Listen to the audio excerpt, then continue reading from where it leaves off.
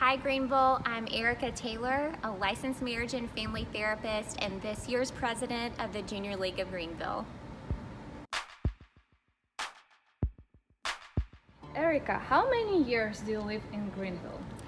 I came to Greenville in 2015, so I've been here for about 5 years now. But I've got a long-standing history with the community. Both my mother and brother were ECU Pirates, and throughout my undergraduate time at UNC Chapel Hill, I would frequently come to visit family here in Greenville. It's just something about the community. It's so welcoming and warm. The setting is beautiful, and I always just enjoyed coming out here to relax and to really just take in the just kindness of the community. How you decided to start your career in this specific field? Yeah, so I actually have a really interesting story about how I became a marriage and family therapist. And so it actually came about when I was 12 years old. So my teacher at the time had given us an assignment to research professions that we might like to pursue. And we spent an entire half of the class period in the computer lab looking up different professions. I'd always known, coming from a family of divorce, I'd always known that I wanted to do something to help families stay together. I just didn't know what that was. So I can vividly recall being in the computer lab and researching helping professions and reading the description for a marriage and family therapist.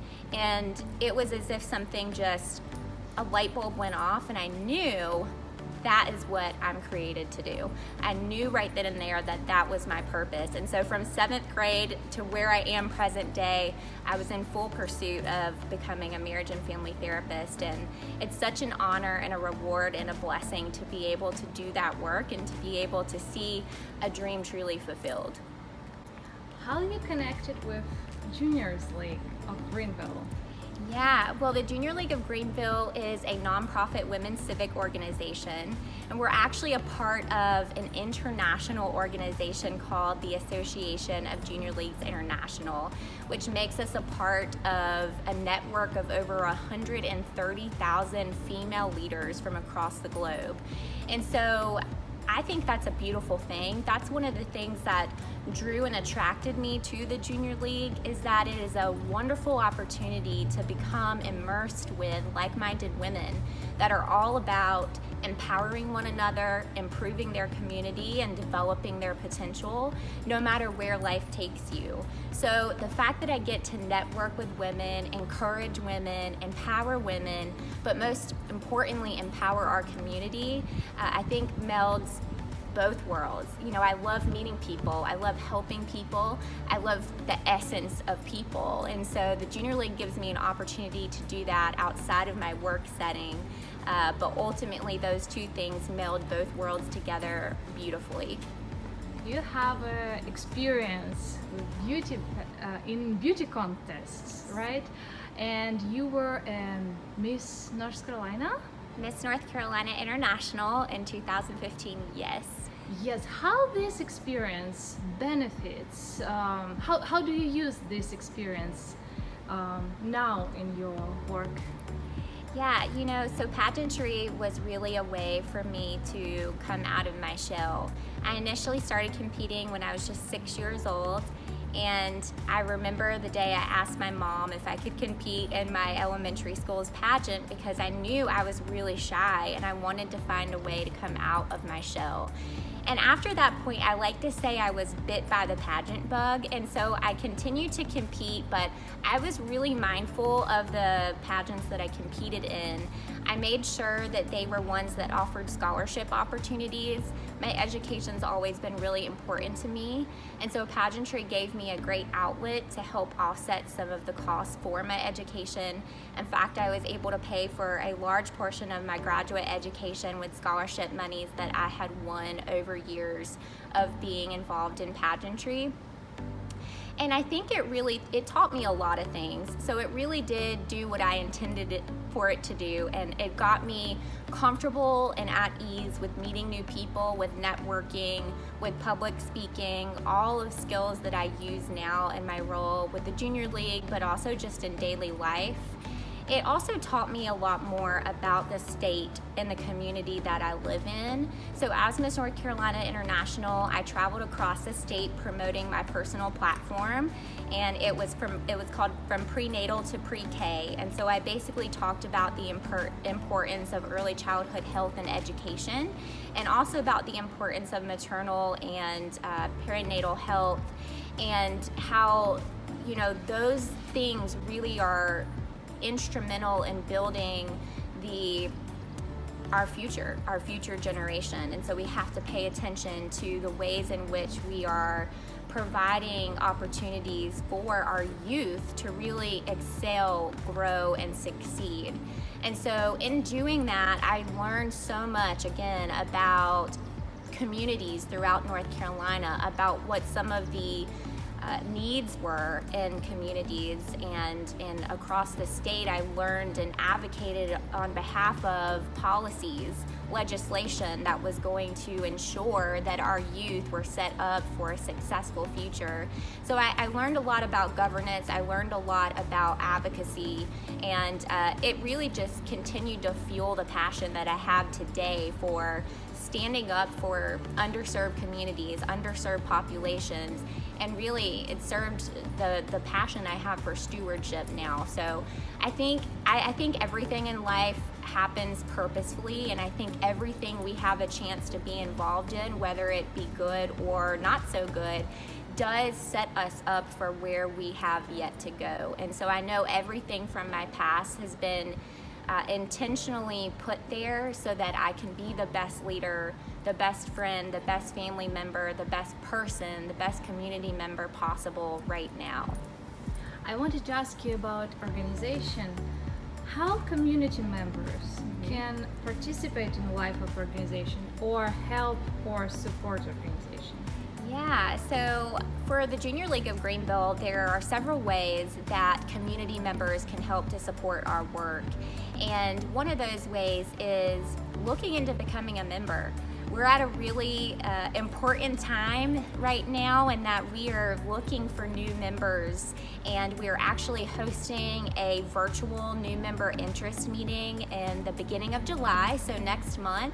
And if you would like to learn more about our organization and the community partners that we help to support, then you can visit us at Junior League of Greenville NC on Facebook, also on Instagram by the same name.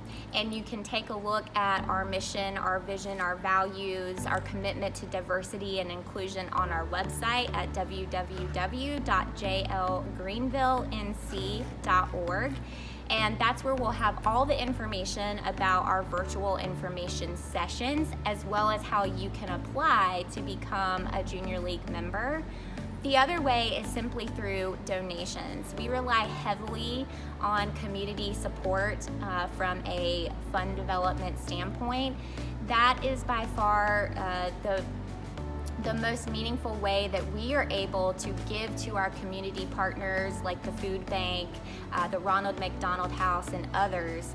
Our primary focus area in serving our community is to help reduce food insecurity and to increase nutrition awareness and education, as well as physical activity in youth here in Pitt County. And so the best way that we can do that and to be able to support some of that ongoing work that's already going on here is to have financial support from community donors. So you can also donate through our website, but we've got a really amazing event coming up on October 24th that many of you are likely familiar with, called Roast at the Rock. It's an oyster roast. It will be outdoors so we can appropriately social distance, but it is going to be again on October 24th at Rock Springs. So we definitely encourage you all to join us at that event as well. For how many years are you involved with organization? I know that you became president just recently, but how many years you were involved in Junior League of Greenville?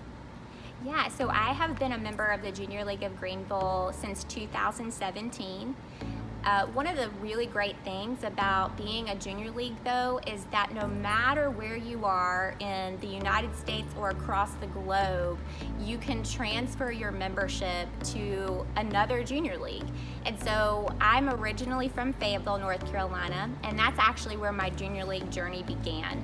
I became a member there in 2011 and served on the board a few years, held several chair roles. And then when life and work and school brought me here to Greenville full time, I was able to transfer my membership here to the Junior League of Greenville. It's been an absolute blessing because I came here not knowing very many people. And as with most, it's an adjustment period when you're moving to a new community. And the Junior League gives you that opportunity to meet like-minded women that are going to help immerse you in the community, and that's just what the Junior League of Greenville did for me. So I am forever indebted to our organization. It is where some of my best and closest friends have come from, and it's truly one of the ways that I was able to really embrace Greenville, to feel comfortable here as someone who had recently moved here. So that's a little bit of my Junior League journey. So I'm going on 9 years of being a Junior League member, 4 of those spent here in Greenville. What is the most memorable project that you've seen Junior League did for the community? Yeah, okay, so my favorite thing that we do, and my favorite thing to be involved in, is our Touch a Truck event. And so that is an event that we have been doing for many years. We were sad that we had to cancel it. It's typically in the month of April, and due to the COVID-19, we had to cancel our April event for this year. We were really excited because we had just partnered with the Pitt County Airport, and so we were going to be hosting the Touch a Truck event there at the airport, which meant we were going to have airplanes in addition to all the trucks and all the things for kiddos to explore. So that we're really looking forward to next year, whether it be in person or virtual. But having been to it several times in person, it is just so rewarding to see families come together with big smiles on their faces, to hear lots of laughter, and to really just kind of, even for a few hours, just see the sheer joy in kiddos and families' faces. So that's by far one of my favorite, most memorable things that we do here in the community. You work with young women in our community and you inspire them a lot, but I just wanted to ask you about what advice you can give to young women in our community. Yeah, I think by far the most important thing for young women to remember is that you matter. I think a lot of times we define ourselves by labels that people or society, and sometimes even our family or friends, put on us. And sometimes those labels aren't really true to who we are, but we will get into a space where we let those things become our identity.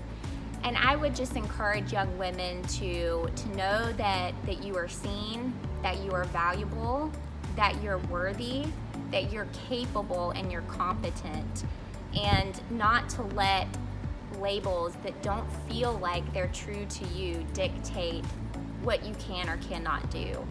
One of the things that stands out for me that I try to live by, I even have it on a little plaque in my office, is just a simple quote of let yourself be yourself. And I think with that, we sometimes try to make ourselves fit a certain type of